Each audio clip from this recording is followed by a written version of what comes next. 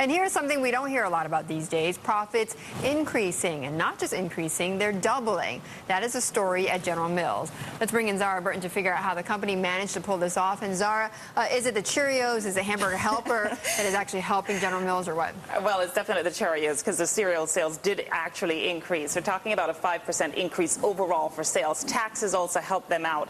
Also, they're talking about their earnings, and that also came in much better than expected.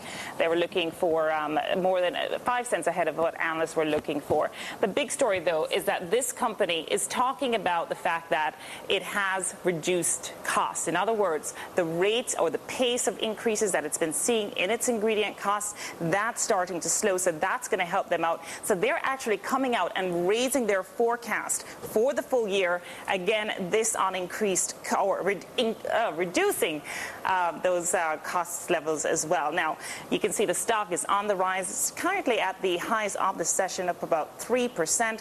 And a lot of the analysts out there are saying that this stock definitely has more to go. Most of the analysts are saying the stock is going to go to an average price of about $60. It's now about $57. But Zara, I mean, it's not just General Mills, because other food producers could benefit if ingredient costs are cut, right? Exactly, and that's why you're seeing a lot of those companies outperform today. We're talking about companies like ConAgra, Heinz, Sara Lee. Those are higher today in trading.